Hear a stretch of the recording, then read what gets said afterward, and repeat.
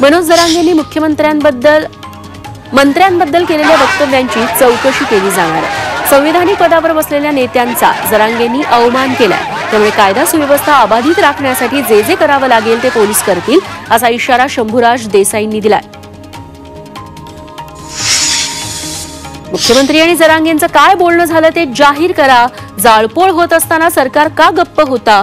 कशाच्या आधारावर महाराष्ट्र पेटवण्याचं काम झालं हे सरकारनं स्पष्ट करावं, अशी मागणी काँग्रेस प्रदेशाध्यक्ष नाना पटोले यांनी केली आहे।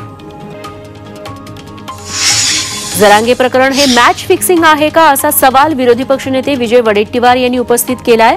जरांगेंनी एक पाऊल पुढे का टाकलं? सत्ताधारी जरांगेंमध्ये काय चर्चा झाली ते उघड करा, अशी मागणी विजय वडेट्टीवार यांनीही केली।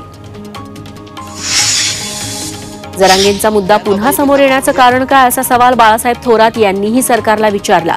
आधी गुलाल उधळला। अमृत नोनी आर्थो प्लस ये एक प्रूवन फॉर्मूला है। इसमें मौजूद नोनी फल के गुण और आयुर्वेदिक जड़ी बूटियां शरीर को जरूरी पोषक तत्व देने के साथ साथ हड्डियों और जोड़ों के घिसने, उनमें होने वाले सूजन और दर्द को रोकने में मदद करता है। दर्द मुक्त जीवन के लिए अमृत नोनी आर्थो प्लस। मग आता एवढं काय बिघडलं, असंही थोरात म्हणाले।